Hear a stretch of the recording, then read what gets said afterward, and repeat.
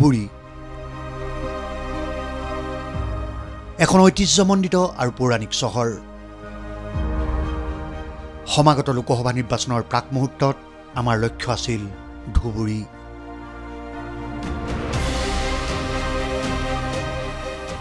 কেনে আছে ধুবুৰী?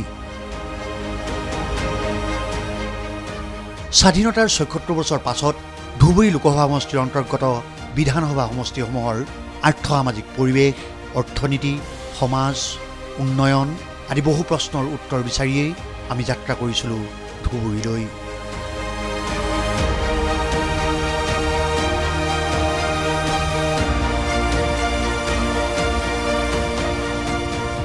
আমাৰ প্ৰশ্ন হ'ব, ২০০৯ চনৰ পৰা প্ৰায় ১৫টা বছৰ ধুবুৰী লোকসভা সমষ্টিৰ সাংসদ হৈ বদৰুদ্দিন আজমলে কি কৰিলে?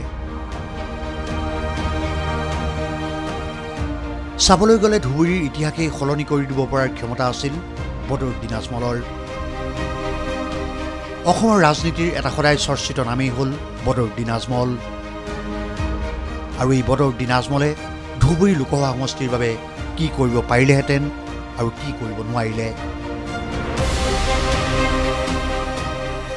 ধুবুৰীবাসীৰ আশা আকাংক্ষাৰ বাস্তৱ ৰূপ যোৱা ১৫টা বছৰত দিব পাৰিলেনে বদৰুদ্দিন আজমলে?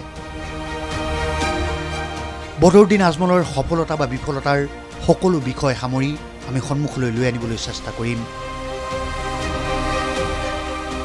ধুবুৰীৰ বৰভেটিত গৈ আমি আৰম্ভ কৰিবলৈ লৈছোঁ ২৪ৰ চৰজমিন।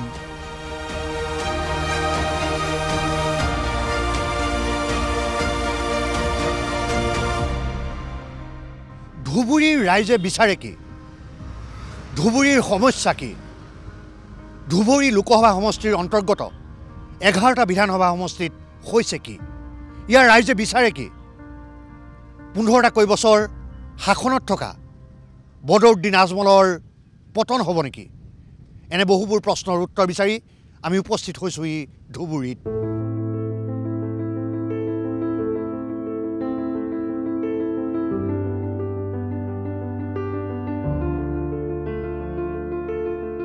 প্ৰায় ১১টা বিধানসভা সমষ্টিৰে গঠিত হৈছে ধুবুৰী লোকসভা সমষ্টি। গোলকগঞ্জ, গৌৰীপুৰ, ধুবুৰী, বীৰসিংজৰুৱা, বিলাসীপাৰা, মানকাছৰ, জলেশ্বৰ, গোৱালপাৰা পূব, সৃজনগাম, মন্দিয়া আৰু চেঙা।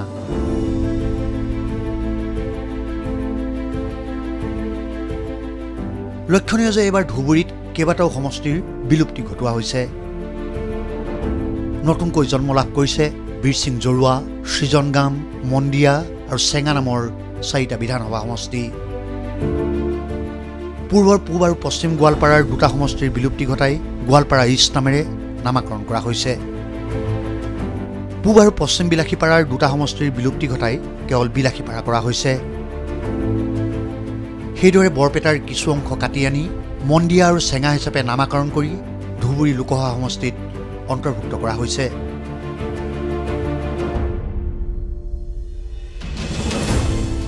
সমষ্টি পুনৰ নিৰ্ধাৰণৰ পাছতে এইবাৰ আকৰ্ষণীয় হৈ উঠিব পাৰে ধুবুৰী লোকসভা সমষ্টিৰ নিৰ্বাচন।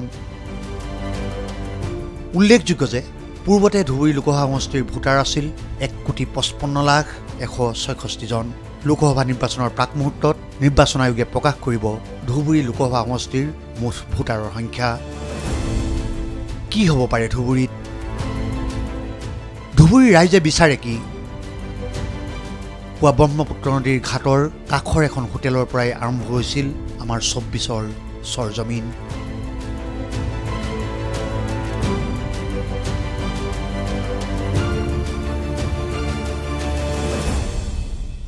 নিৰ্বাচনৰ বতাহ ইতিমধ্যে আৰম্ভ হৈছে। এইবাৰ ধুবুৰীত কি হ'ব?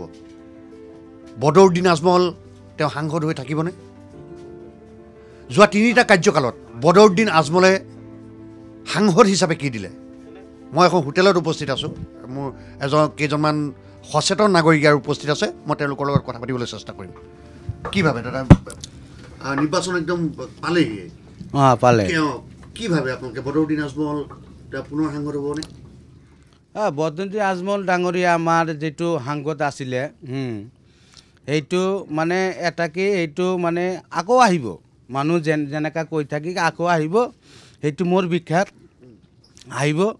কিন্তু এতিয়া হ'ল আপোনাৰ সাংসদ হিচাপত যি কাম কৰিব লাগিছিল, আমাৰ গাঁৱৰ উন্নতি কৰিব লাগিছিল, তেনেকুৱা কাম আমালোকে গাঁৱৰ মানুহ পোৱা নাই। কিন্তু তথাপি তাই MP চিটটো MP ভোটটো তাক দিব আৰু, কিন্তু MLAটো নাপায়। MP ভোটটো কিয় দিব লাগে?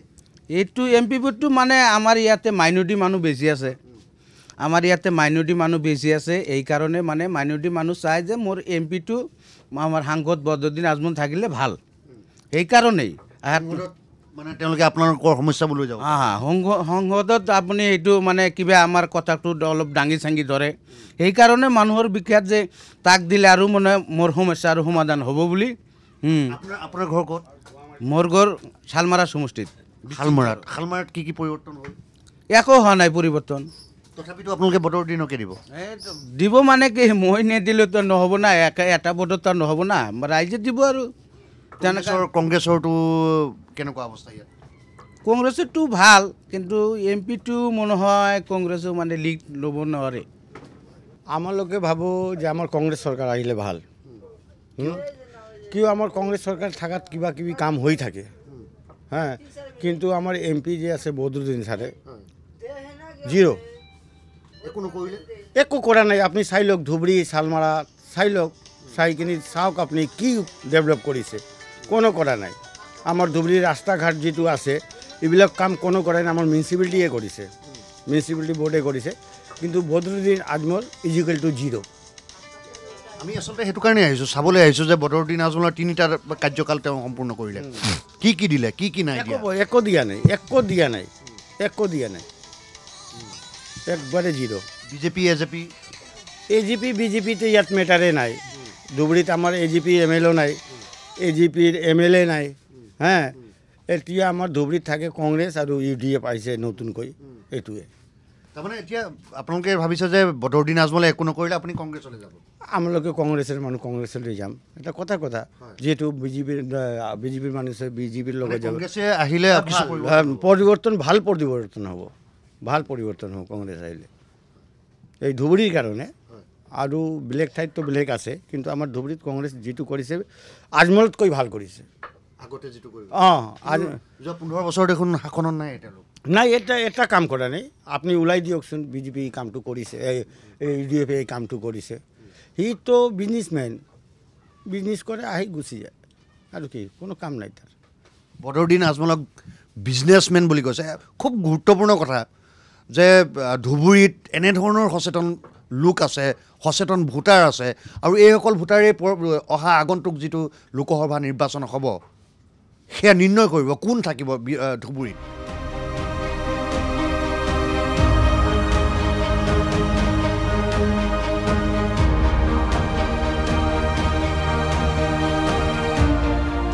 নদীতেই আৰম্ভ, নদীতেই অন্ত, অৰ্থাৎ জন্মও নদীতেই, জীৱন নদীতেই, আৰু মৃত্যু নদীতেই।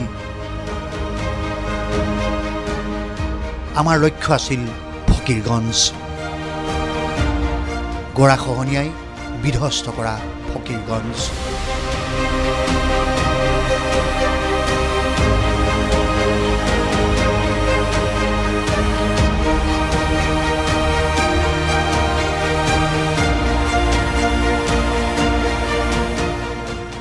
ধুবুৰীত আজি আমাৰ প্ৰথমটো দিন, আৰু এই প্ৰথম দিনটোত আমি যাবলৈ ওলাইছোঁ ফকীৰগঞ্জলৈ।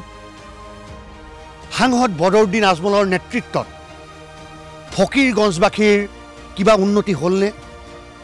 নে ফকীৰগঞ্জৰ স্বাস্থ্য, শিক্ষা, জীৱন ধাৰণৰ মানদণ্ডৰ কিবা পৰিৱৰ্তন হ'লনে? ফকীৰগঞ্জৰ আটাইতকৈ ডাঙৰ সমস্যা গৰাখহনীয়া বদৰুদ্দিন আজমলে সমাধান কৰিব পাৰিলেনে?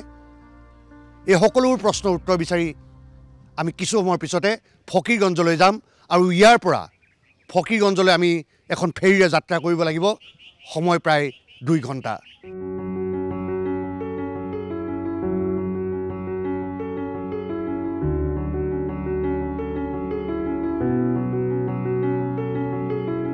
ফকীৰগঞ্জ লুইতৰ বিশালতাৰ মাজত হেৰাই যাবলৈ লোৱা ফকীৰগঞ্জ, গৰাখহনীয়াই বিধ্বস্ত কৰি দিয়া ফকীৰগঞ্জ। হাজাৰ হাজাৰ গাঁও ইতিমধ্যেই গৰাখহনীয়াত ধ্বংস হৈ গৈছে। বছৰৰ পাছত বছৰ ধৰি গৰাখহনীয়াই লাখ লাখ লোকক নিজৰ নিজৰ জন্মস্থানৰ পৰা বিতাড়িত কৰি আহিছে। গৰাখহনীয়াত আক্ৰান্ত এই লাখ লাখ লোক ক'ত গৈছে কোনেও নাজানে।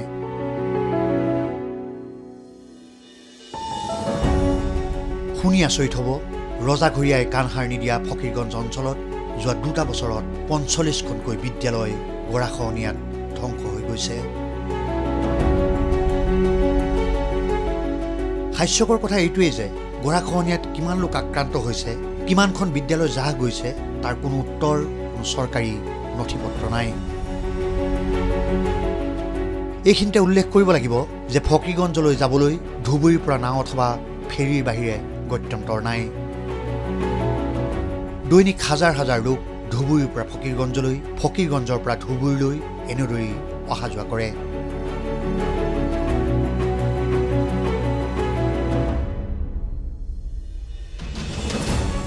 ধুবুৰীৰ পৰা সকলো প্ৰয়োজনীয় সামগ্ৰী এনেদৰেই বাণিজ্যিক নাৱত চলাচল কৰে। আমাৰ যাত্ৰাপথ আছিল দীঘলীয়া, ফকীৰগঞ্জ পাবলৈ তেতিয়াও বহু দূৰ। এখন ফেৰীত সময় লাগে প্ৰায় 2 ঘণ্টাৰ পৰা 2.5 ঘণ্টা। এই ফেৰীখনতে আমি লগ পালোঁ হামিদাবাদ উচ্চতৰ মাধ্যমিক বিদ্যালয়ৰ অধ্যক্ষ জাইদুল ইছলামক। ফকীৰগঞ্জৰ মূল সমস্যাবোৰ তেওঁৰ মুখেৰেই শুনো আহক। প্ৰায় 2 ঘণ্টা ধৰি আমি যাত্ৰা কৰিব লাগিব ফকীৰগঞ্জলৈ, আৰু এই যিখন ফেৰীত আমি আহিছোঁ তাতে আমি লগ পাইছোঁ জয়দুল ইছলাম, হামিদাবাদ উচ্চতৰ মাধ্যমিক বিদ্যালয়ৰ তেখেত প্ৰিন্সিপাল। কিছু কথা বতৰা আমি পাতিছিলোঁ, তাৰ মাজতে মই কিছুমান কথা কেমেৰাত আবদ্ধ কৰি ৰখাৰ চেষ্টা এটা কৰিলোঁ।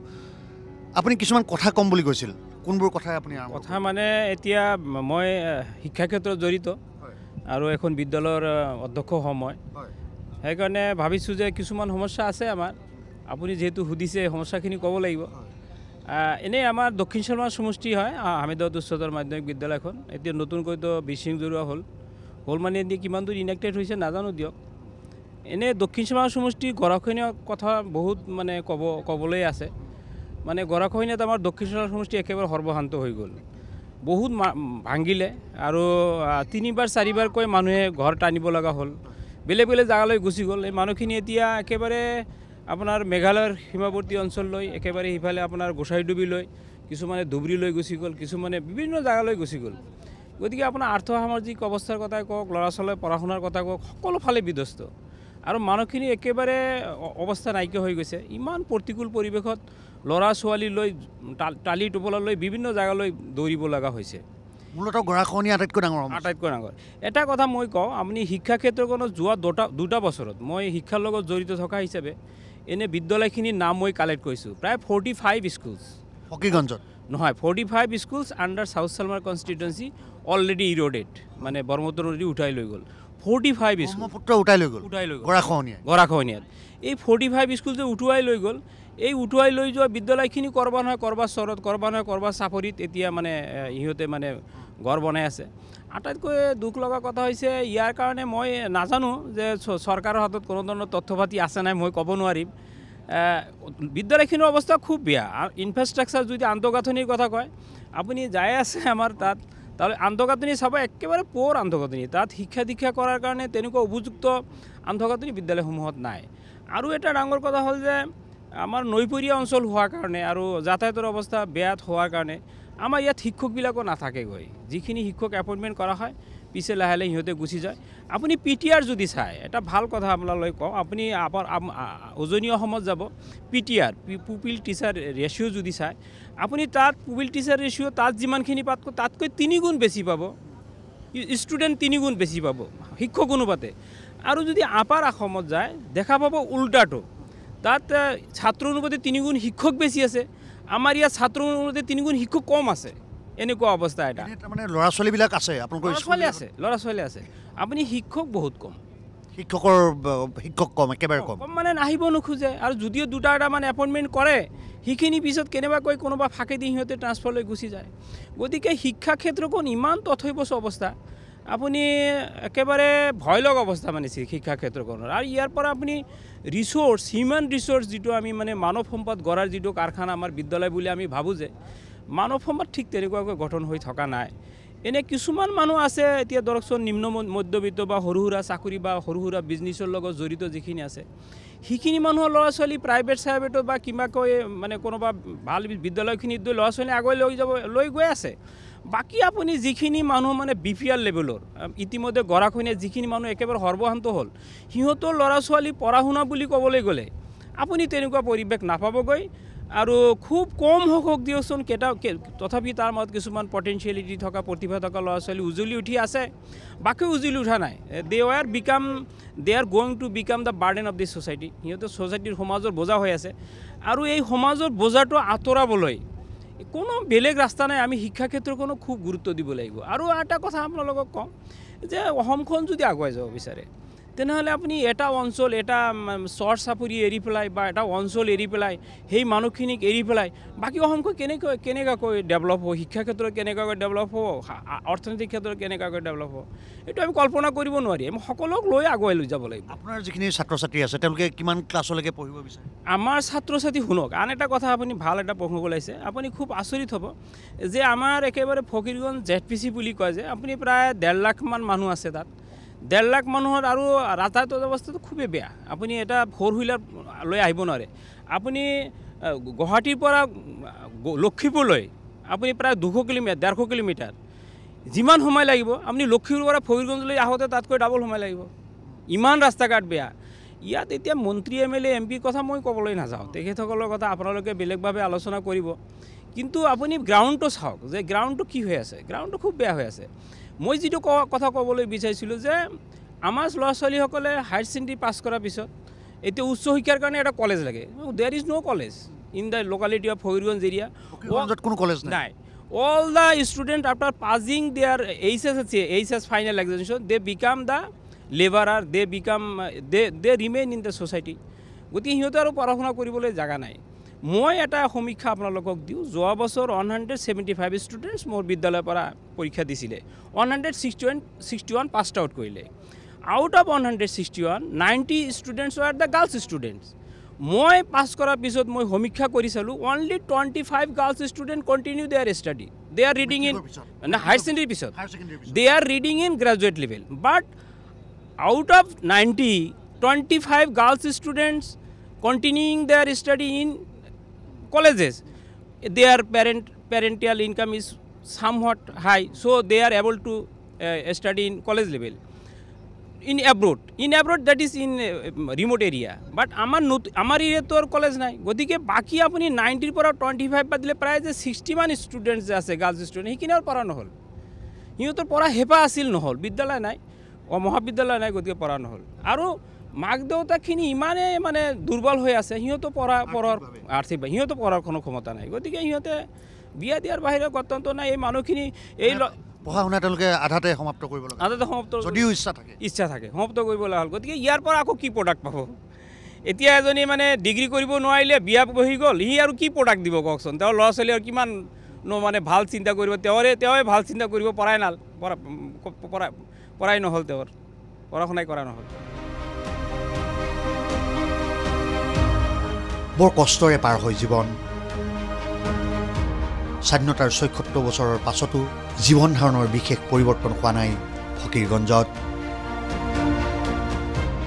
গৰাখহনীয়াত ভেটি হেৰুৱাই পেলোৱা জীৱনবোৰে একোটা সময়ৰ দলিল স্বাক্ষৰ বহন কৰি আহিছে নাই কোনো ৰজাঘৰীয়াৰ তালৈ মন কাণ নাই 15 বছৰে শাসনত থকা বদৰুদ্দিন আজমলেও কলংকৰ বোজা বহন কৰিব লাগিব চিৰদিন চিৰকাল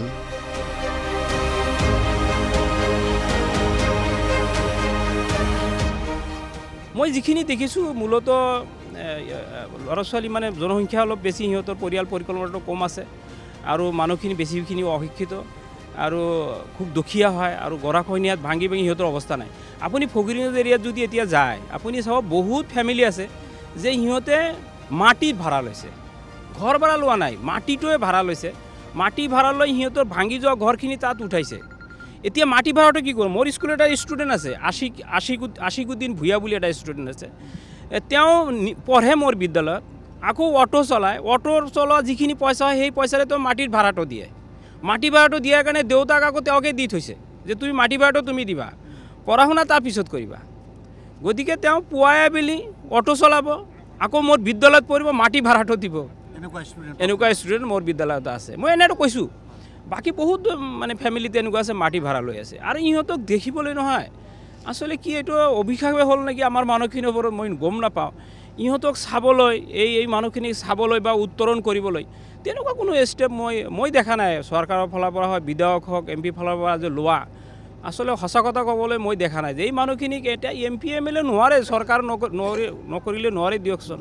এজন MP বা এজন MLA এনেকুৱা ইমান বিধ্বস্ত হোৱা গৰাখহনীয়া অঞ্চল কেনেকৈ উত্তৰণ কৰিব? চৰকাৰে মন দিব লাগিব ইয়াত। আৰু এটা কথা আপোনাক কওঁ, আমাৰ হামিদাবাদ উচ্চতৰ মাধ্যমিক বিদ্যালয়খন 1941 1941 চনৰ বিদ্যালয়। এই বিদ্যালয়খন 4বাৰ ভাঙিলে। আৰু বিদ্যালয়খন আপোনালোকে যাই আছে, আপোনালোকে দেখিব পাৰিব যে বিদ্যালয়খনৰ মানে আন্তঃগাঁথনিটো কিমান মানে বেয়া হৈ আছে, মানে একেবাৰে দুখ লগা আন্তঃগাঁথনি। হয়, ষ্টুডেণ্টছ আমাৰ প্ৰায় 1300-1400 মানে ষ্টুডেণ্ট, 1300-1400 ষ্টুডেণ্ট। এতিয়া মানে আমাৰ হেৰি হ'ল, তথাপি 4বাৰকৈ ভাঙিলে মানে গৰাখহনীয়া 4বাৰ গৰাখহনীয়া ভাঙিলে আৰু আমি নতুনকৈ শিফটেড কৰি আছোঁ। এইবাৰ আকৌ একেবাৰে আপুনি 0 distance from the bank of the Brahmaputra river, এটা কোণা ভাঙি গ'ল মানে। গতিকে মই কৈছোঁ কি যে এই এটা সমষ্টিত যদি 2টা বছৰত যদি 45খনমান বিদ্যালয় ভাঙিব পাৰে, আপুনি চাওকচোন সেই তাত কি এনেকুৱা অৱস্থা।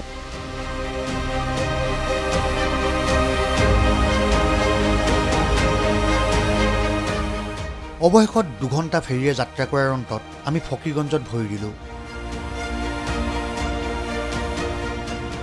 গৰাখহনীয়াই কিদৰে ফকীৰগঞ্জক বিধ্বস্ত কৰি দিছে সেয়া নেদেখিলে কল্পনা কৰিব নোৱাৰিব।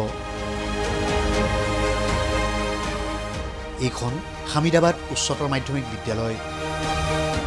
গৰাখহনীয়াৰ ফলত 1941 চনতেই স্থাপিত হোৱা এই বিদ্যালয়খন 4বাৰকৈ স্থানান্তৰিত কৰিব লগা হৈছে। গৰাখহনীয়াই কাল নিশা নমাই অনা বিদ্যালয়খনৰ মাত্ৰ 50 মিটাৰ দূৰত্বত এতিয়া মহাবাহু ব্ৰহ্মপুত্ৰ।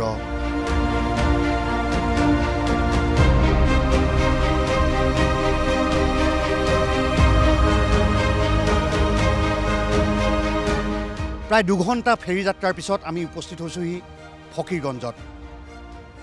গৰাখহনীয়াই বিধ্বস্ত কৰা ফকীৰগঞ্জ। 3বাৰকৈ সাংসদ হৈও বদৰুদ্দিন আজমলে ফকীৰগঞ্জক কি দিব বিচাৰিছে বা কি দিব পাৰিছে, এইবোৰ একোটা ডাঙৰ প্ৰশ্ন। মোৰ সন্মুখত বিশাল ব্ৰহ্মপুত্ৰ। এই বিশাল ব্ৰহ্মপুত্ৰত ইতিমধ্যে ফকীৰগঞ্জৰ বহুকেইখন গাঁও ইতিমধ্যে যা গৈছে।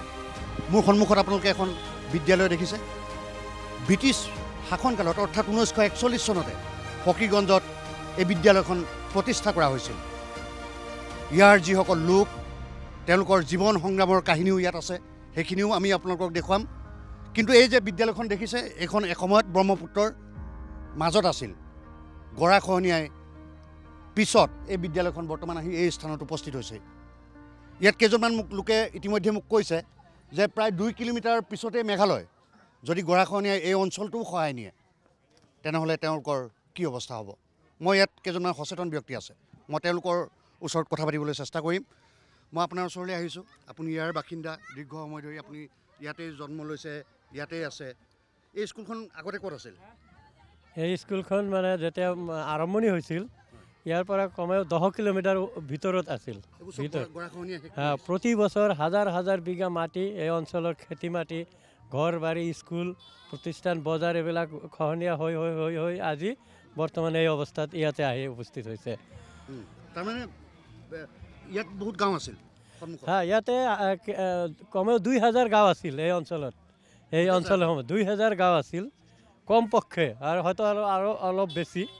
তেওঁ মানে আমাৰ যি ব্ৰহ্মপুত্ৰ নদীৰ দক্ষিণ পাৰ, মানে ধুবুৰী জিলাৰ দক্ষিণ পাৰ যিটো হয়, সেই দক্ষিণ পাৰৰ যিমান অঞ্চল আছিল, আজি 10 ভাগৰ 3 ভাগ নদীৰ গৰ্ভত বিলীন হৈ গৈছে। আমাৰ 3 ভাগ অঞ্চল আছে, ইয়াতে কেইবা লাখ মানুহ ইয়াতে বসবাস কৰি আছে। কিন্তু আপোনালোকে জানে যে আমাৰ এই ব্ৰহ্মপুত্ৰ নদী গৰাখহনীয়াৰ ফলত স্বাধীনতাৰ পিছৰ পৰাই যেতিয়া আমাৰ এই অঞ্চলত মাথাউৰি প্ৰথম নিৰ্মাণ কৰে, এটা END ৰোড তৈয়াৰ কৰে খৰমুজাৰ পৰা হাজিৰহাটলৈকে, এই মানে মাথাউৰিটো নিৰ্মাণ কৰাৰ পিছৰে পৰা প্ৰতি বছৰ আমাৰ গৰাখহনীয়া হৈ আছে মাথাউৰিৰ কাৰণে।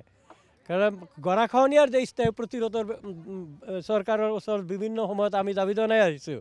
আপোনালোকে জানে আজি চীনৰ হুৱাংহ নদী কেনেকৈ বান্ধিছে, আপোনালোকে জানে ইয়াতে মানে আমাৰ বেংগলত গ'লে আমি মালদা আপোনাৰ ফাৰাক্কা নদীটো কেনেকৈ বান্ধিছে, বান্ধি ডাইভাৰ্ট কৰি লৈ গৈছে। আমাৰ তেনেকুৱা ব্যৱস্থা স্থায়ী প্ৰতিৰোধৰ ব্যৱস্থা নহ'ল। আমি বহুত কি কৰিছোঁ, আমাৰ পৰা পাথৰ লৈ বাংলাদেশত আপোনাৰ যোগমায়া কি আপোনাৰ যমুনা নদী তেওঁলোকে তাতে স্থায়ী প্ৰতিৰোধৰ ব্যৱস্থা কৰিছে। আমাৰ ইয়াৰ চান্দৰডিঙ্গা পাহাৰৰ পৰা পাথৰ লৈছে। কিন্তু আমাৰ এই অঞ্চলৰ স্বাধীনতাৰ পিছৰ পৰা আমি দাবী কৰি আছোঁ যে আমাৰ অঞ্চলটো বিজ্ঞানসন্মত এটা স্থায়ী প্ৰতিৰোধৰ ব্যৱস্থা কৰিব লাগে। কিন্তু তেওঁলোকে প্ৰতিৰোধৰ নামত প্ৰতি বছৰ বেকভাওনা কিছুমান কৰে, চৰকাৰী টকা কিছুমান আত্মসাৎ কৰাৰ এটা প্ৰণালী কৰে, বেম্বো বৰিং পাৰ্ক কোপাইন এইবিলাক দি লাখ লাখ কোটি কোটি টকা ইয়াত মানে আত্মসাৎ কৰা হৈ আছে। আমাৰ ইয়াতে বদৰুদ্দিন আজমল সাহেব যেতিয়া প্ৰথম আহে তেতিয়া ইয়াতে বহুত দূৰ এটা আছিল আমাৰ এই আৰু আগত এই বজাৰ মানে এই স্কুলখন আৰু আগত আছিল, বজাৰখন আৰু ভিতৰত আছিল।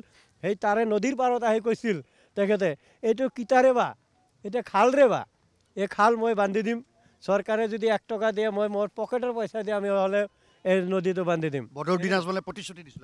প্ৰতিশ্ৰুতি এইটো পাব্লিক মিটিঙত তেখেতে কৈছিল। কিন্তু আজিলৈকে তেখেতে তাৰ কোনো পদক্ষেপ গ্ৰহণ নকৰিলে, আমাৰ বিধায়কে তেনেকুৱা নকৰিলে। আজি আমাৰ এনেকুৱা অৱস্থা হৈছে, এই অঞ্চলৰ হাজাৰ হাজাৰ মানুহ এইবিলাক সংখ্যালঘু ধৰ্মীয় সম্প্ৰদায়ৰ মানুহ, এওঁলোকে আজি ইয়াৰ পৰা যদি সেই মানে গোৱালপাৰা ডিষ্ট্ৰিক্টত ঘৰ বনাবলৈ যায় তেওঁলোকক সন্দেহযুক্ত বাংলাদেশী হিচাপে চিহ্নিত কৰে। আমি মেঘালয়ৰ ফালে যাব নোৱাৰোঁ, মেঘালয়ত গ'লে তেওঁলোকৰ ওপৰত বিভিন্ন ধৰণৰ হেৰাছমেণ্ট হয়। আমাৰ যোৱাৰ ঠাই নাই, দুখীয়া মানুহবিলাকে ইয়াতে ঘৰ ভাঙিলে এতিয়া ভিতৰত সোমাই যাব যে থাকিব, তাৰ কাৰণে থকাৰ কাৰণে যে তেওঁলোকৰ এটা মানে উপযুক্ত মাটি বিচাৰি বা চৰকাৰে যে প্ৰতি বছৰ যে গৰাখহনীয়াত ক্ষতিগ্ৰস্ত মানুহবিলাক হৈ আছে তেওঁলোকৰ যে পুনৰ্বাসনৰ বা ক্ষতিপূৰণৰ ব্যৱস্থা আজিলৈকে কোনো চৰকাৰে কৰা নাই। আমি কথাটো হ'ল বদৰুদ্দিন আজমল 3বাৰকৈ সাংসদ ধুবুৰীৰ, তেওঁ কিয় এই গোটেই বিষয়টোৰ পৰা কিয় আঁতৰি আছে বুলি ভাবে? আজি ভোট বেংক, আপোনালোক ভোট বেংক হিচাপে না তেওঁলোকে সেইটোৱে আমি বুজি পাওঁ এতিয়া। কাৰণ আমাৰ যিটো বৈজ্ঞানিক পদ্ধতিত যি পদ্ধতিৰে আমাৰ মানে স্থায়ী প্ৰতিৰোধৰ ব্যৱস্থা হ'ব, তাৰ কাৰণে যি ব্যৱস্থা কৰিব লাগে পাৰ্লামেণ্টত প্ৰেছাৰাইজ কৰা নোৱাৰিলে ৰাইজৰ ওচৰত আহি ক'ব যে আহক মই নোৱাৰিছোঁ, আপোনালোকে সহযোগিতা সেইটো কোৱা নাই। তেখেতে জানে এই অঞ্চলৰ সংখ্যালঘু সম্প্ৰদায়ৰ মানুহ কালি যে পানী পৰা ঝাৰা ফুকা দি আমি ভোট লৈ যাব পাৰিম বা কিছু পইচা খৰচ কৰিলে তেখেতৰতো মানে আমি জানো এটা ধন কুবেৰ তেখেতেও, যিহেতু এটা সাংসদ হৈছে যে তাৰ টকা আছে সেইকাৰণে হৈছে, নহ'লেহেঁতেন। নহ'লে আমাৰ ইয়াতে বহু মানুহ আছে, আমাৰ বহু সমস্যা, আমাৰ সমস্যা জৰ্জৰিত। আমাৰ অঞ্চলৰ কোনো ৰাস্তা ঘাট তেওঁলোকে কৰিব পৰা নাই। আজিলৈকে 3বাৰ সাংসদ আছিল আমাৰ চৌধুৰী চাহেব, ইয়াতে ৱাজেদ আলী চৌধুৰী, তেখেতে মন্ত্ৰী হৈছিল, হাউচিং বৰ্ডৰ চেয়াৰমেন হৈছিল, আকৌ কেইবাবাৰো MLA 4-5 বাৰ MLA হৈছে, একো নকৰিলে। কিন্তু আজি এটা ইম্পৰ্টেণ্ট ৰোড আপুনি ভিতৰত গ'লে বুজিব পাৰিব, ইয়াৰ পৰা গোৱালপাৰা গুৱাহাটীলৈকে যোৱা এটা মেইন ৰোড, সেইটো ৰোডে তেওঁলোকে বনাব পৰা নাই। কাৰণ ধন্যবাদ। মই পুনৰ কৈছোঁ, গুৰুত্বপূৰ্ণ প্ৰশ্ন। 3বাৰকৈ সাংসদ হৈছিল বদৰুদ্দিন আজমল, কিন্তু তেওঁ বদৰুদ্দিন আজমলৰ দিনত এতিয়া ফকীৰগঞ্জৰ এটা বিধ্বস্ত ৰূপ। মই আপোনাৰ ওচৰলৈ আহিছোঁ, আপোনাৰ পৰা মই জানিব বিচাৰিম, বদৰুদ্দিন আজমলে আপোনালোকৰ ঠাইখিনিৰ কাৰণে যোৱা 15 বছৰে কি কৰিলে?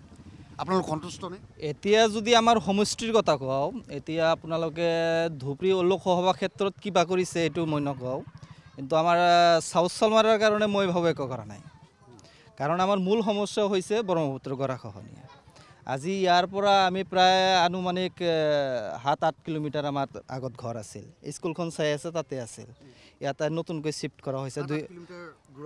হয়, ইয়াত আমি আহি 2006 না 2007 আমি ইয়াত শ্বিফ্ট হ'লোঁ। কিন্তু ইয়াত পিছত যদি আমাৰ ভাঙি যায় আপুনি যাব নোৱাৰিব সেইফালে, কাৰণ মেঘালয়ত আমি যাব নোৱাৰোঁ নহয়। গতিকে এইটো তেওঁ প্ৰতিশ্ৰুতি দিছিল আৰু এইটো আমাৰ প্ৰধান সমস্যা, কিন্তু এই সমস্যাটো সমাধান কৰাৰ বিধায়ক হওক আৰু আমাৰ সংসদে কোনো কাম কৰা নাই আজিলৈকে। যদি কোনোবা নতুন সাংসদ আপোনালোকক বিবেচনা কৰিবলৈ দিয়ে, নতুন সাংসদে পাৰিবনে?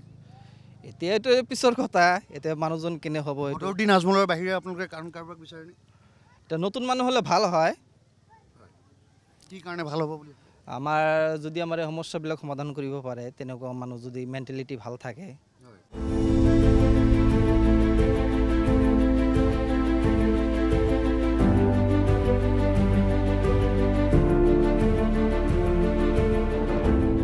2 লাখ জনসংখ্যাৰ এটা বিৰাট অঞ্চল ফকীৰগঞ্জ। আজি পৰ্যন্ত এখনো মহাবিদ্যালয় নাই ফকীৰগঞ্জত।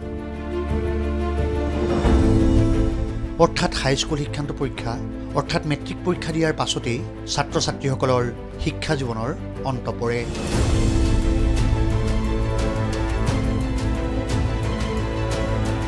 (2006) চনত তেতিয়াৰ উত্তৰ শালমাৰাৰ বিধায়ক তথা বৰ্তমানৰ সাংসদ বদৰুদ্দিন আজমলে এখন মহাবিদ্যালয় স্থাপন কৰিছিল। কিন্তু পৰৱৰ্তী সময়ত তেওঁ মহাবিদ্যালয়খন ব্যক্তিগতকৰণ কৰাৰ প্ৰক্ৰিয়াত জড়িত হৈ পৰে। কিন্তু ডাল দৰিদ্ৰ ফকীৰগঞ্জৰ ছাত্ৰ ছাত্ৰীসকলে এই ব্যক্তিগত মহাবিদ্যালয়খনত কেনেকৈ টকা পইচা দি পঢ়িব? 2টা বছৰৰ পাছতে বন্ধ হৈ পৰিল মহাবিদ্যালয়খন। ফকীৰগঞ্জৰ আনুমানিক জনসংখ্যা 2 লাখতকৈ অধিক। কিন্তু আপোনালোকে শুনি আচৰিত হ'ব যে এই বিৰাট জনসংখ্যাৰ অঞ্চলটোত এখনো মহাবিদ্যালয় আজি পৰ্যন্ত নাই। 2006 চনত এই মহাবিদ্যালয়খন স্থাপন কৰা হৈছিল। স্থাপন কৰিছিল বৰ্তমানৰ সাংসদ বদৰুদ্দিন আজমলে। কিন্তু বদৰুদ্দিন আজমলে এই মহাবিদ্যালয়খন ব্যক্তিগতকৰণ কৰাৰ প্ৰক্ৰিয়া এটা আৰম্ভ কৰি দিছিল। ইয়াৰ লোকসকল তেওঁলোক বদৰুদ্দিনৰ কাম কাজত অতিষ্ঠ হৈ পৰিছিল আৰু এই মহাবিদ্যালয়খনৰ জন্ম লাভ কৰাৰ 2টা বছৰৰ পিছতে মহাবিদ্যালয়খন বন্ধ হৈ পৰিল। শুনি আচৰিত হ'ব, মই আকৌ এবাৰ কওঁ, যিহেতু মই কিছু সময় ধৰি ইয়াত আছোঁ, ইয়াৰ জনসাধাৰণৰ লগত কথা পাতিছোঁ, তাত এটা কথা উল্লেখ কৰিছে যে শিক্ষাৰ মানদণ্ড ফকীৰগঞ্জত একেবাৰে কম। উচ্চতৰ মাধ্যমিক পৰীক্ষা পাছ কৰাৰ পিছত তেওঁলোকৰ বাবে এখনো মহাবিদ্যালয় নাই। তেওঁলোকে প্ৰায় 20-25 কিলোমিটাৰ দূৰৰ মহাবিদ্যালয়লৈ পঢ়িবলৈ যাব লাগে, কিন্তু সেয়া তেওঁলোকৰ সামৰ্থ্যৰ বাহিৰত।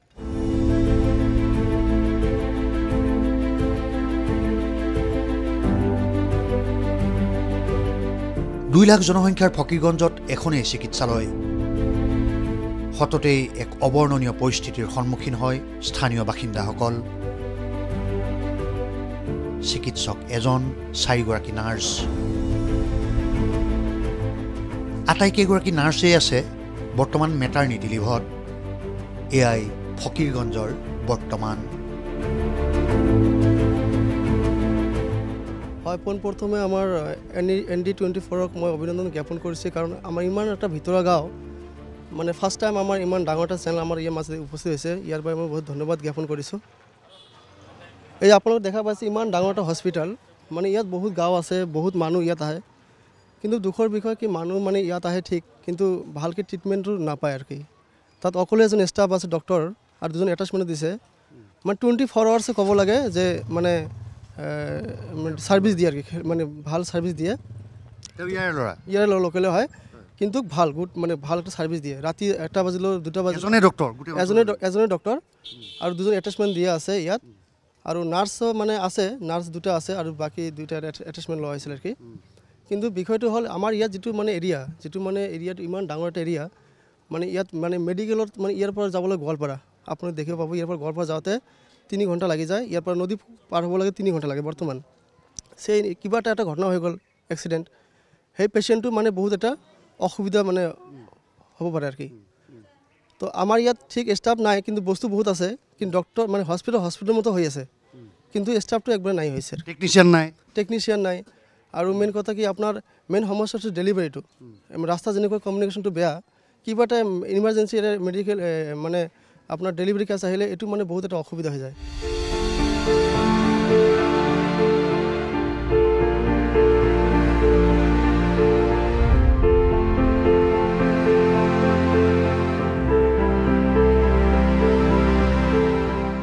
এইবাৰ গৰাখহনীয়াই বিধ্বস্ত কৰা ফকীৰগঞ্জৰ বিস্তীৰ্ণ অঞ্চল আমি চাবলৈ ওলালোঁ।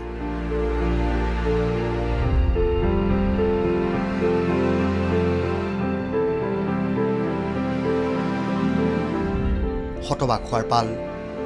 নদীৰ বুকুত গৰাখহনীয়াই ইতিমধ্যেই 2000খন গাঁও নিশ্চিহ্ন কৰি পেলাইছে। আপোনালোকে ব্ৰহ্মপুত্ৰৰ বিশাল ৰূপ দেখিবলৈ পাইছে। টিভিৰ পৰ্দাত দেখিবলৈ পোৱা এই ব্ৰহ্মপুত্ৰৰ মাজত একোখন গাঁও আছিল।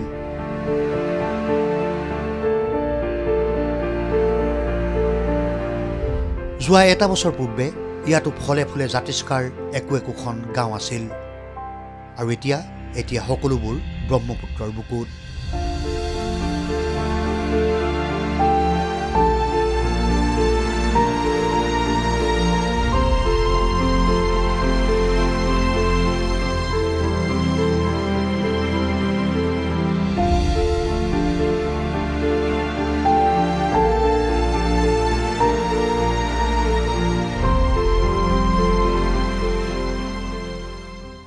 গৰাখহনীয়াই বিধ্বস্ত কৰা ফকীৰগঞ্জ।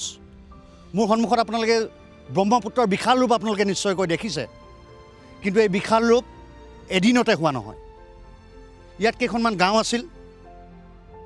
মই কিছু লোকৰ সৈতে কিছু সময়ৰ আগতে কথা পাতিছিলোঁ। তেওঁলোকে এটা কথা জানিবলৈ দিছে যে প্ৰায় 2000খন গাঁও ইতিমধ্যেই ব্ৰহ্মপুত্ৰৰ বুকুত বিলীন হৈ গৈছে।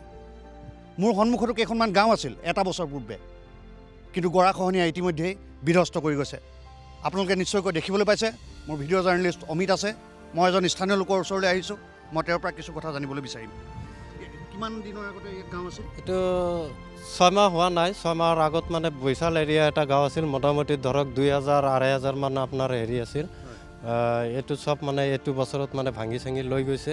কিন্তু আমাৰ এটা কথা ক'ব লাগিব যে আমাৰ ইয়াত যিটো স্থানীয় বিধায়ক আৰু MP সাংসদ যে আছে, সিহঁতে কোনো এদিনো মানে খা খবৰ লোৱা নাই। তো আমাৰ ইয়াৰ যিবিলাক গৰাখহনীয়া ৰাইজ, এই ৰাইজবিলাক যেতিয়া আমাৰ ঘৰ বাৰী ভাঙি চিঙি যদি বেলেগ জেগাত যাব লগা হয়, বহুতে মানে মেঘালয়ত যাব লগা হয়। মেঘালয়ৰ মানুহবিলাক মানে আমাক হাৰাশাস্তি কৰি দিয়ে। মোৰ আগতে মোক এটা কথা কৈছিল যে আপোনাৰ ঘৰখনটো মোৰ ঘৰটো যেনিবা চাব মোৰ 1.5 বছৰ আগত 2 বছৰ আগত মই ঘৰ ভাঙিছোঁ। এইবিলিত যদি ভাঙিলেহেঁতেন তেনেহ'লে মোৰ ঘৰ মেঘালয়ত যাব লগা হ'লহেঁতেন। উপায় নাই ছাৰ। মোটামুটি মোৰ ঘৰৰ পৰা 1.5 কিলোমিটাৰমান আছে মেঘালয় এৰিয়া, তাত যাব লগা হ'লহেঁতেন। মই এগৰাকী অৱসৰপ্ৰাপ্ত শিক্ষয়িত্ৰী বাইদেউৰ লগত মই কথা পাতিব বিচাৰিম। বাইদেউ, ফকীৰগঞ্জত আমি কিছু সময়ৰ আগতে আহি উপস্থিত হৈছোঁ। এটা কথা লক্ষ্য কৰিছোঁ যে আপোনালোকৰ যিগৰাকী সাংসদ বদৰুদ্দিন আজমল, তেখেত 3টা কাৰ্যকাল ধুবুৰীৰ সাংসদ হিচাপে তেওঁ আছে। ফকীৰগঞ্জৰ কাৰণে তেওঁ সঁচাকৈ একো কৰা নাইনে? আমি যেটো দেখিছোঁ, লক্ষ্য কৰিছোঁ, আমি স্বাধীনতাৰ পিছৰ পৰা আমি সৰুৰে পৰাই আমি নদীৰ মানে এইটো যেটো ইৰোশ্যন হৈ আছে, আমি এতিয়ালৈকে প্ৰায় 15-20 বাৰমান আমাৰ ঘৰ ভাঙা হৈছে। এতিয়ালৈকে আপোনাৰ ঘৰ? আমাৰ ঘৰ। গতিকে আমি দেখিছোঁ ইমান দিনৰ পৰা, স্বাধীনতাৰ পিছৰ পৰাই যিমানেই চৰকাৰ আহিছে বা যিমানেই প্ৰতিনিধি আহিছে, আমাৰ এইটো লৈ সিমান এটা গুৰুত্ব দিয়া নাই। আৰু আমাৰ এই দক্ষিণ পাৰক যথেষ্ট পৰিমাণে অৱহেলা কৰা হৈছে। ইয়াৰ মানুহবিলাকৰ যিটো মৌলিক প্ৰয়োজনীয় মানে অৰ্থনৈতিক ফালৰ পৰা আমাৰ মানুহবিলাক বহুত মানে নিম্নগামী। এওঁলোকৰ কাৰণে চিন্তা কৰাৰ আমাৰ প্ৰতিনিধিসকলৰ সময় নাই। তাৰমানে আপোনালোকে নাভাবেনে যে বেলেগ এগৰাকী সাংসদ লাগে, যিগৰাকী আপোনালোকৰ যিবিলাক স্থানীয় সমস্যা, আটাইতকৈ ডাঙৰ সমস্যাটো গৰাখহনীয়া, এইবোৰ সমাধান কৰিবৰ কাৰণে আপোনালোকে এজন নতুন সাংসদ নিবিচাৰেনে?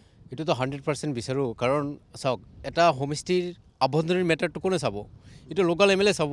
ইয়াতে গৰাখহনীয়াই হওক, ৰাস্তা ঘাটেই হওক, এইবিলাক সমস্যা চোৱাৰ কাৰণেই তো MLA বিলাকক ভোট দিয়ে আমাৰ জনসাধাৰণে।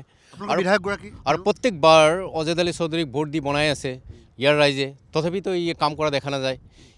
ইমান ইয়াত নাহে, আহিলেও একো কাম নাই। খালি ফৰ শ্ব' কাৰণে আহে, মানুহক দেখুৱাই যে মই আহিলোঁ। কিন্তু ইয়াত এটা ভাল প্ৰতিনিধি দৰকাৰ হৈ গৈছে। কাৰণ এইকাৰণে দৰকাৰ হৈ গৈছে, ৰাইজে চাইছে অজেদ আলী চৌধুৰীক বাৰে বাৰে ভোট দিয়াৰ পিছতো এই নদীত যেনেকুৱা গৰাখহনীয়া হৈ আছে, আজিলৈকে ভাল এটা প্ৰটেকশ্যন ব্যৱস্থা তেখেতে কৰা নাই। আৰু আমাৰ এই সমষ্টিৰ কাৰণে তেখেতে বিধানসভাত কোনো ধৰণৰ মাত মাতা নাই। এটা সমষ্টিৰ মেইন দায়িত্ব কাৰ ওচৰত আছে আমাৰ বিধায়কৰ ওচৰত আছে আৰু প্ৰত্যেকটো দুখীয়া ৰাইজে কাৰ ওপৰত আশা কৰিব এজন বিধায়কৰ ওপৰত আশা কৰিব সেই আশাত চেঁচা পানী ঢালি দিছে জনপ্ৰতিনিধিৰ মুখলৈ কিমান বাট চাব এইসকল দুৰ্ভগীয়াই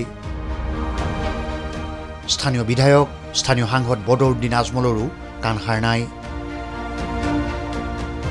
এনেকৈ হ'লে আৰু কেইটামান বছৰতে ইতিহাস হ'ব ফকীৰগঞ্জ কোৱা হৈছে ফকীৰগঞ্জৰ গৰাখহনীয়া প্ৰতিৰোধৰ বাবে 217 কোটি টকাৰ আবণ্টন দিয়া হৈছে কিন্তু কাম আৰম্ভ হ'ব কেতিয়া নে সকলো বিধ্বস্ত হোৱাৰ পাছত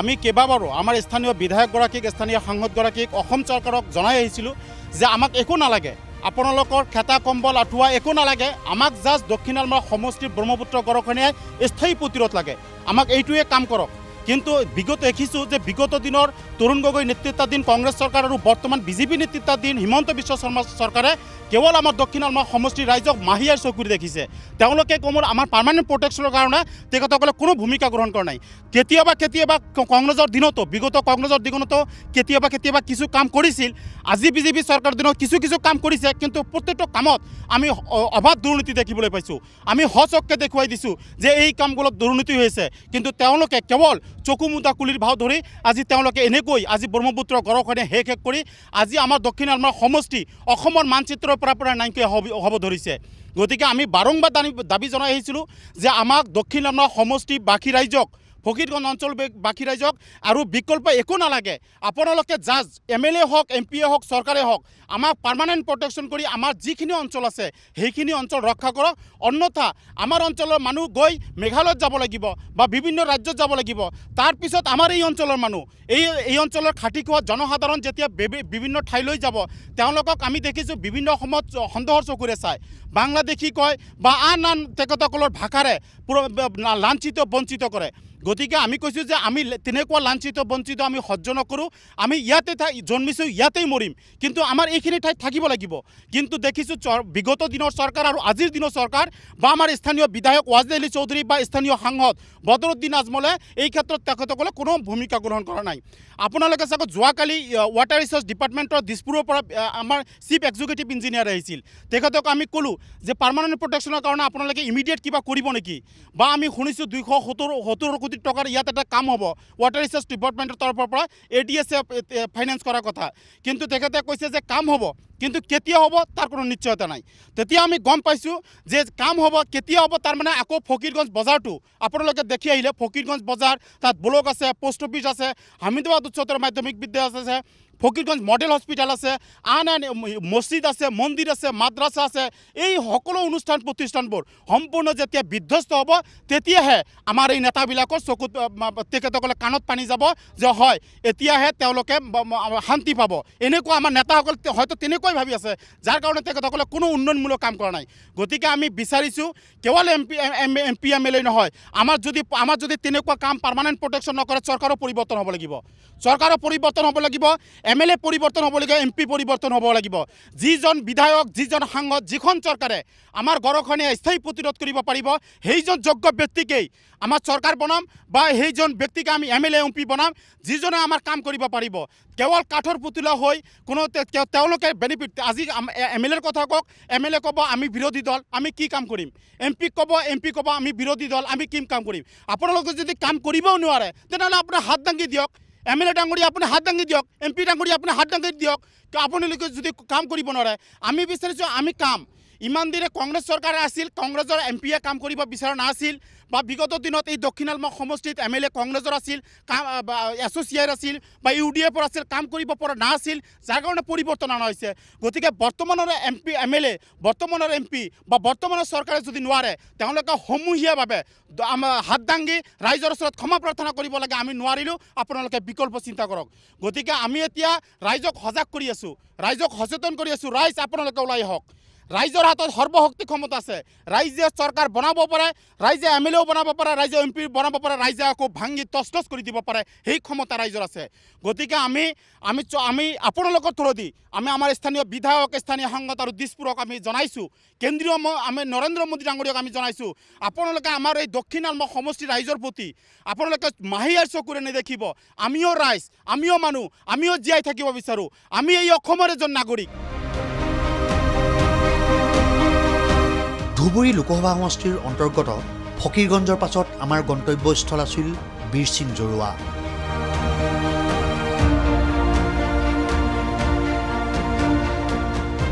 সমষ্টি পুনৰ নিৰ্ধাৰণৰ পাছত বীৰসিং জৰুৱা নামেৰে এই নতুন সমষ্টিটোৰ জন্ম দিয়া হ'ল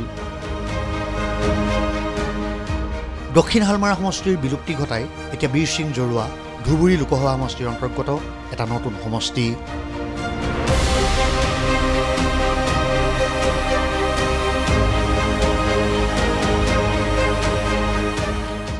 বীৰসিং জৰুৱা আপোনাৰ মোৰ বাবে এটা অপৰিচিত নাম কিন্তু সমষ্টি পুনৰ নিৰ্ধাৰণৰ পাছত বীৰসিং জৰুৱা এতিয়া এটা নতুন বিধানসভা সমষ্টি এই বীৰসিং জৰুৱালৈ আহিবলৈ নাও আৰু ফেৰীয়েই এতিয়াও প্ৰধান উৎস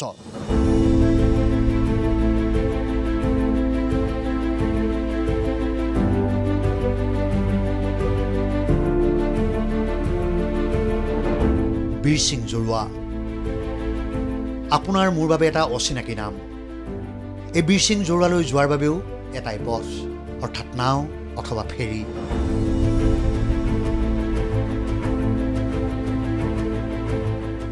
নদীতেই জন্ম নদীতেই অন্ত নদীয়েই প্ৰাণ কিন্তু তুলনামূলকভাৱে বীৰসিং জৰুৱা ধুবুৰী চহৰৰ একেবাৰে সমীপত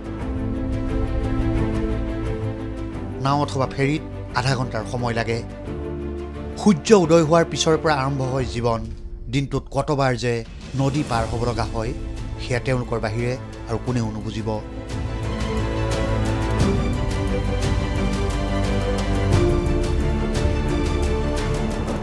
লোকসভা নিৰ্বাচনৰ প্ৰাক মুহূৰ্তত বীৰসিং জৰুৱা এটা নতুন সমষ্টিৰূপে গঠন হ'ল কি ভাবে কি ক'ব বিচাৰে স্থানীয় লোকে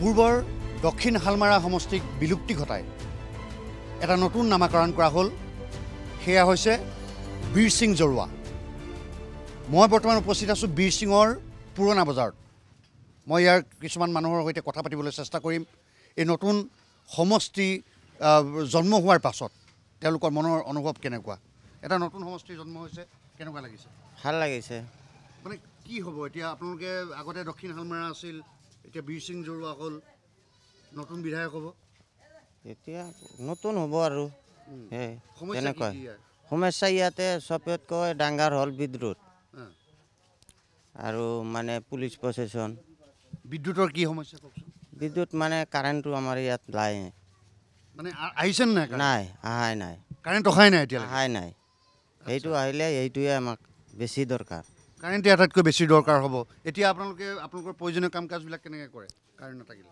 কাৰেণ্ট নাথাকিলে আমি হেৰি বেটাৰী দি চলাই আছোঁ মোবাইল কেনেকৈ চাৰ্জ কৰে মোবাইলটো মানে বেটাৰীত চাৰ্জ কৰি আছোঁ মানে বহুত কাৰেণ্ট অহাই নাই নাই আহাই নাই আচৰিত কথা স্বাধীনতাৰ ৭৫ বছৰ ইতিমধ্যে অতিক্ৰম কৰিলে মই আপোনাৰ ওচৰলৈ আহিছোঁ দক্ষিণ হালমাৰা সমষ্টি বিলুপ্তি ঘটোৱা হ'ল তাৰপিছত বীৰসিং জৰুৱা হ'ল এতিয়া কি হ'ব তাৰমানে আমি সঁচাই আনন্দিত কাৰণ এই বীৰসিংখন আমাৰ এই অঞ্চলেৰে নাম আমাৰ এই নামখনৰ নামত সংযোগ ৰাখি আমাৰ সমষ্টিৰ নামখন নামাকৰণ কৰিছে আমি এইটোক লৈ আমি এই অঞ্চল বাকী ৰাইজ আনন্দিত আৰু হয় ইয়াতে মানে নতুন বিধায়ক হ'ব আৰু পুৰণিজনেও আছে পুৰণিজন যি আছে মাননীয় অজয় আলী চৌধুৰী তেওঁ এই গাঁৱৰে মানুহ ইয়াতে তেওঁৰ জন্ম তেওঁ আছে আনকি কোন হয় ভৱিষ্যতত নিজৰ গাঁৱতে দেখোন বিদ্যুৎ দিব পাৰে হয় আমাৰ গাঁৱত আজিলৈকে মানে বিদ্যুৎ হোৱা নাই আমাৰ আৰু সমস্যা আছে পুলিচ ডিষ্ট্ৰিক্টৰ সমস্যা মানে আমাৰ ডিষ্ট্ৰিক্টখন আমি ধুবুৰীৰ লগত আছোঁ কিন্তু পুলিচ ডিষ্ট্ৰিক্টটো আমাৰ চাউথ চালমাৰাৰ লগত আছে আমাৰ মানে ৰাস্তা ঘাট ইমান বিয়া যাতায়াত অসুবিধা এইটো মানে আমি আগতেও দাবী জনাইছিলোঁ যে আমাৰ পুলিচ ডিষ্ট্ৰিক্টখন মানে আমাৰ ধুবুৰীৰ লগত থাকিব লাগে আজিও আপোনালোকৰ মাধ্যমে মানে আমি মাননীয় অসম চৰকাৰক মাননীয় আমাৰ CM ছাৰ ডাঙৰীয়াক অনুৰোধ জনাইছোঁ যাতে অতি সোনকালে আমাৰ পুলিচ ডিষ্ট্ৰিক্টৰ ধুবুৰীৰ লগত মানে সংযোগ কৰি দিয়ে। আৰু আমাৰ আৰু সমস্যা আছে, নদী ভাঙ্গা সমস্যা। আমাৰ এই অঞ্চলটো আপোনালোকে জানে যে অসমৰ ভিতৰত আটাইতকৈ মানে নিম্ন পৰ্যায়ৰ অঞ্চল এইবোৰ, মানে নদী ভাঙ্গা এৰিয়া, যাতায়াতৰ অসুবিধা, ৰাস্তা ঘাট বেয়া, স্কুল কলেজৰ তেনেকুৱা সুবিধা নাই। আগতকৈ উন্নত হৈছে কিন্তু যিমান প্ৰয়োজন সেইখিনি হোৱা নাই। শুনি আচৰিত হ'ব, স্বাধীনতাৰ ৭৪ বছৰ পাছতো বিদ্যুতৰ সংযোগৰ পৰা বঞ্চিত এই বিশাল সমষ্টি। অথচ স্থানীয় বিধায়ক ৱাজেদ আলী চৌধুৰীৰ নিজ জন্মগাঁও এই বীৰ সিং জৰুৱা। সমষ্টিলৈ আহেনে? নিজ জন্মগাঁৱৰ অসুবিধাসমূহৰ বুজ লয়নে বিধায়ক ৱাজেদ আলী চৌধুৰীয়ে? সাংসদ বদৰুদ্দিন আজমলে কেতিয়াবা ভৰি দি পাইছেনে বীৰ সিং জৰুৱাত?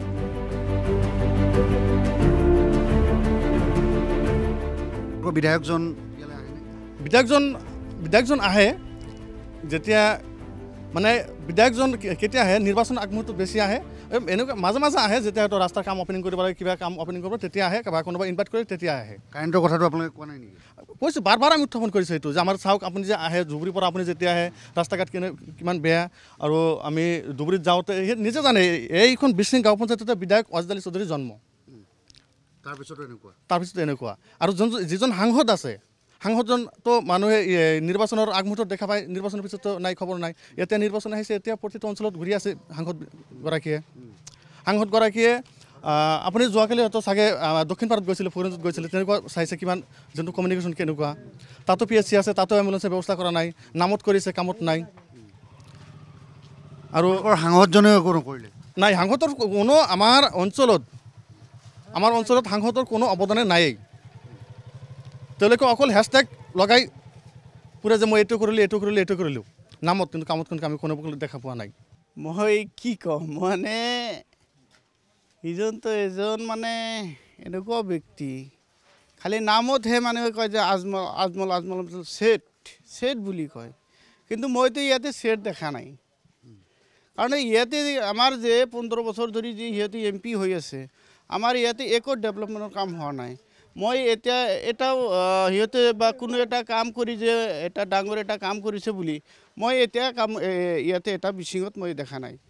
সিহঁতে খালি ভোটৰ টাইমত ভোট লৈ খালি চাই আৰু মানে কিবা কি বস্তু এটা দি থাকে, মানে সিহঁতৰ কিহৰ ফাণ্ডৰ পৰা মানে কিবা চাউল কিবা কি বস্তু সেইবিলাক দি থাকে। এটাই MP হৈ সিহঁতৰ আমাৰ ইয়াতে কিমান সমস্যা আছে। ইয়াতে আমাৰ লাইন নাই, লাইন নাই। সিহঁতে লাইনৰ এটা ফেচিলিটি কৰক, আমাৰ MP হিচাপে সিহঁতৰ দায়িত্ব আছে, সেইখিনি বস্তু কৰিব লাগে, কিন্তু সেইটো একো কাম নাই। খালি আছে খালি চাইল্ড ডাইল কম্বল এনেকুৱা বস্তু দি আছে, আৰু বাদ বাকী কোনো ডেভেলপমেণ্টৰ কোনো। এতিয়া আকৌ নিৰ্বাচন আহি আছে, গতিকে আজমলক আপোনালোকে আকৌ ভোটটো দিব লাগিব নে নিদিয়ে? এইটোতো মইতো ভোট নিদিওঁ, মই আজমলক ভোট নিদিওঁ, কাৰণ মই UDF নকৰোঁ। মই বেলেগ কিবা মানুহ থাকিলে তাক দিম, মই ভোট দিম। তথাপিতো আৰু আজমল তেনেহ'লে জিকি থকাৰ কাৰণটো কি? যোৱা 15টা বছৰতে জিকি আছে, আমাৰ ধৰ্মৰ মানুহ কিবা এটা মানে বিশ্বাস কৰি থাকে নহয়। সি মানে এটা মানে যিহেতু আমাৰ ইছলাম ধৰ্মৰ এটা লেবাছ লৈ থাকে, সেইখিনি সিহঁতে বিশ্বাস কৰি সিহঁতক মানে নতুন সাংসদ হ'লে ভাল পাব, নতুন সাংসদ হ'লেতো ভালেই হ'ব, নিশ্চয় কিবা কি কাম কৰিব। সি যি কাম কৰি আছে এইখিনি মানে আমাৰ কাৰণেতো কাম কৰা নাই। সি এই কাম যদি কৰিছে বেলেগৰ কাৰণে কাম কৰিছে, মোৰ কাৰণে একো কাম কৰা নাই।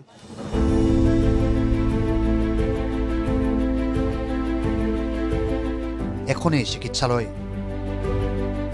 চিকিৎসক 2জন, প্ৰতিদিনে 50জন 60জন ৰোগীয়ে ভিৰ কৰে চিকিৎসালয়খনত। আজিলৈকে এখন এম্বুলেন্স নাই এই অঞ্চলটোত।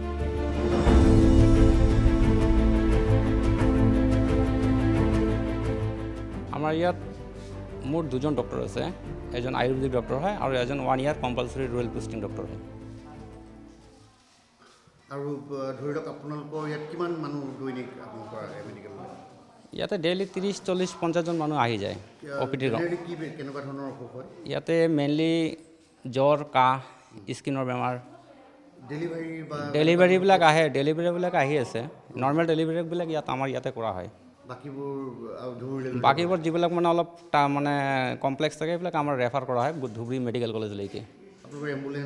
এম্বুলেঞ্চ আমাৰ ইয়াতে দিয়া নাই এতিয়ালৈকে। আমি বহুতবাৰ ডিমাণ্ড দিছোঁ, এতিয়ালৈকে দিয়া নাই। দিলে ভালেই হ'ব পাব্লিকৰ কাৰণে। ইয়াতে মানে আমাৰ ইয়াত যদি হস্পিটেল আছে, হস্পিটেলত মানে সিমান মানে টাইমলি ডাক্তৰ নাপায় মানুহে। তাৰপিছত এজনী ডক্টৰ এখন PHC আছে, হস্পিটেল মানে কি PHC আছে, হয় PHC আছে। আৰু ইয়াত মানে উপযুক্ত মেডিচিনবোৰ নাপায়। আৰু ডক্টৰ আছে, এজন ডক্টৰ আছে সেইটো হস্পিটেলৰ এইটো PHCত। মানুহ মানে উপযুক্ত সময়ত কিন্তু চিকিৎসা নাপায়। আৰু আমাৰ ইয়াত যদি ইমাৰ্জেঞ্চিৰ ক্ষেত্ৰত যদি কেতিয়াবা আমি মানে যিহেতু ধুবুৰীৰ ওচৰতে আমাৰ গাঁওখন, ইমাৰ্জেঞ্চিৰ ক্ষেত্ৰত যাবলৈ বিচাৰিলে আমি যন্ত্ৰচালিত নাৱেৰে যাব লাগে। এখন এম্বুলেঞ্চ ভোট যিটো মোবাইল ভোট সেইটো কিন্তু আমাৰ কিন্তু এতিয়ালৈকে কোনো সাংসদ বিধায়ক কোনেও কিন্তু এইটো ব্যৱস্থা কৰি দিয়া নাই। ইয়াক কিন্তু আমি বাৰে বাৰে দাবী উত্থাপন কৰি আহিছোঁ যে বাৰে বাৰে আমি বিচাৰিছোঁ যে আমি সংবাদযোগে আমি সেইটো বিচাৰিছোঁ যে আমাৰ ইয়াত মানে আমি বাৰে বাৰে দেখা হৈছে ইয়াত যোনটো মানে কমিউনিকেশ্যন বেয়া, যাতায়াতৰ ব্যৱস্থা ইমান বেয়া। ৰাস্তা ঘাট ভাল কৰি দিয়ক, আমাৰ তাৰপিছত এখন মোবাইল বৰ্ডৰ ব্যৱস্থা কৰি দিয়ক। আৰু যোনটো PHC আছে, যদি কোনোবা মানে ইমাৰ্জেঞ্চিৰ ক্ষেত্ৰত আপোনাৰ প্ৰেগনেঞ্চি ৰোগী লৈ যদি আমি কোনোবা মাতৃক যদি আমি হস্পিটেলত লৈ যাব বিচাৰোঁ, কেতিয়াবা নৌকাতেই ডেলিভাৰী হৈ যায়, কেতিয়াবা গাড়ীতে ডেলিভাৰী হৈ যায়। এয়াই বদৰুদ্দিন আজমলৰ উন্নয়নৰ নমুনা। 15টা বছৰত বদৰুদ্দিন আজমলে বোৱাই দিয়া উন্নয়নৰ ঢল। আজিৰ সৰজমিনৰ প্ৰথম খণ্ড আমি সামৰিব লাগিব। কাইলৈ সম্প্ৰচাৰ হ'বলগীয়া দ্বিতীয়টো খণ্ডত আমি সম্প্ৰচাৰ কৰিম 15 বছৰ সাংসদ হৈ থকা সময়ছোৱাত বদৰুদ্দিন আজমলে কি কৰিব পাৰিলে, কি কৰিব নোৱাৰিলে। ধন্যবাদ।